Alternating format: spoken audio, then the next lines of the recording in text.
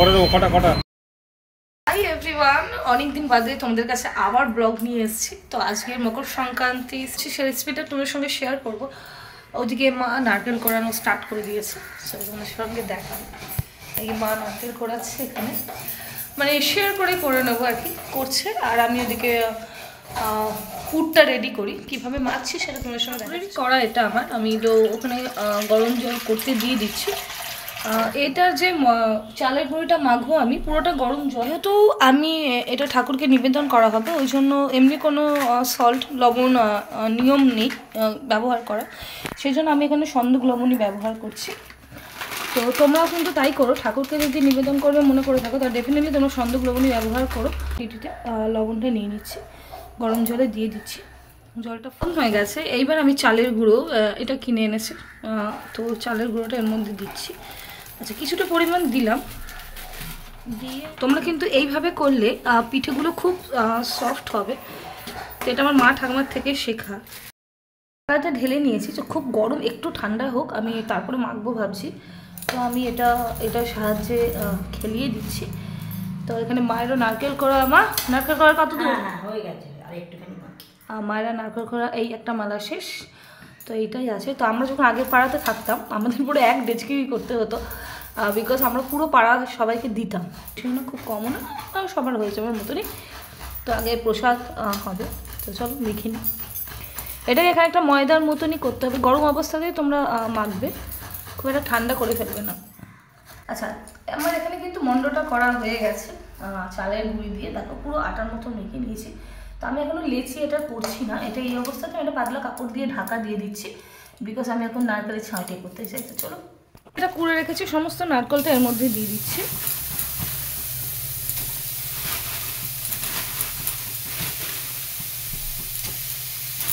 আচ্ছা, অনেকে এখানে আরেকটা তোমাদের টিপস আমি ছোট্ট করে দিয়ে রাখি, অনেকে নারকেলটাতে আগে গুড় মাখিয়ে নেয়, তোমরা চাইলে সেটাও করতে পারো।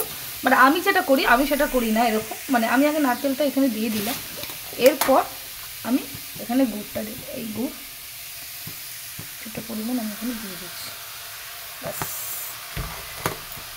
কিন্তু আমি কোনো এলাচ বা কিছু দেবো না,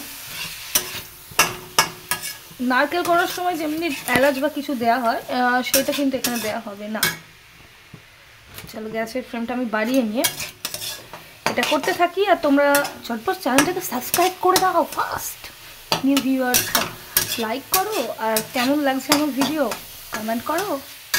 অনেকক্ষণ চাপা দেওয়া ছিল, দেখো কতটা ফ্লপি হয়েছে, একদম নরম তুলে। আর এখানে তো এটা রেডি, তাহলে চলো এটাকে আমি এবার ওটা থেকে কিছুটা অংশ আমি নিয়ে নিচ্ছি, নিয়ে এরকম যেমনি ময়দার লেচি করা হয়, তো এটা খানিকটা ছোটোটা মাপের, মানে ডোটা একটু ছোটো মাপের করবো, খুব একটা বড় করবে না, কেননা যেহেতু ওটা পিঠে খুব বড় বড় ভালো লাগে না, দেখবে দুধ পুলি একটু ছোটো হলে সেটা বেশ দেখতেও ভালো লাগে, আর কাউকে পরিবেশন করলেও ভালো লাগে।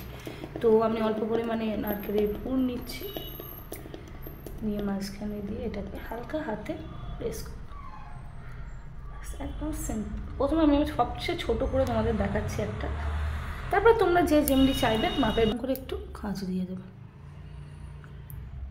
এমন কোনো ব্যাপারই না, একদম ইজি প্রসেস, ঠিক এরকম।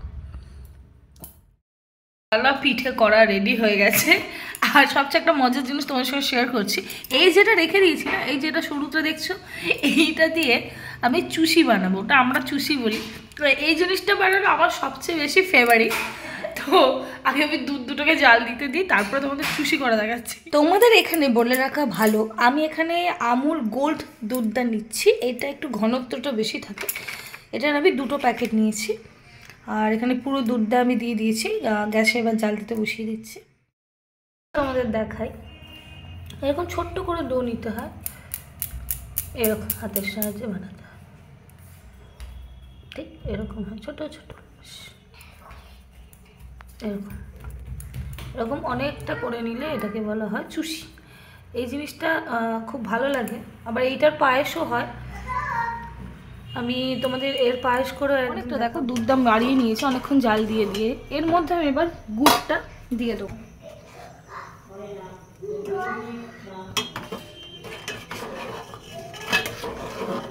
অনেকে বলে যে গুড় দিলে নাকি দুধটা কেটে যায়, কিন্তু আমার ক্ষেত্রে না, তোমরা দেখো আমি কিন্তু গুড় দিলাম, দেখো দুধটা কিন্তু কোনো কাটেনি।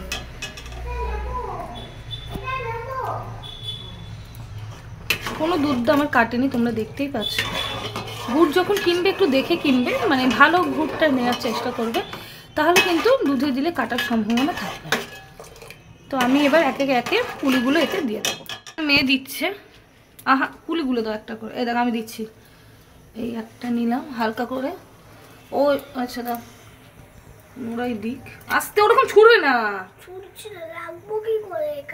এবার মা ছাড়ছে।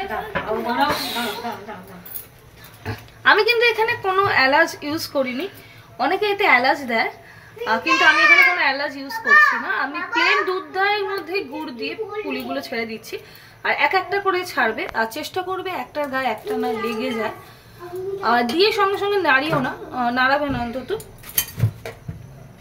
এখানে একটা অ্যাডভাইস দিয়ে থাকি, আমি কিন্তু এখানে কোনো চালের গুঁড়ো ওপর থেকে ছেটাইনি।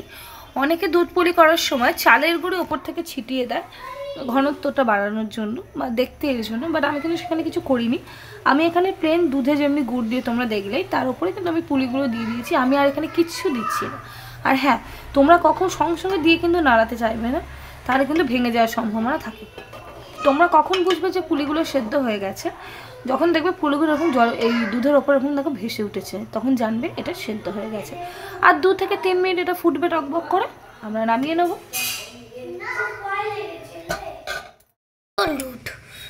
গোপালের জন্য বাটিতে তুলে রাখলাম, আর এই হাঁড়িটা কেমন হয়েছে? ভালো হয়েছে, এত খেতে। আচ্ছা এটা হবে না, আমি দিচ্ছি বাটিতে। চলো আমার তাহলে পিঠে পুলি করার, পুলি দুধ পুলি কমপ্লিট।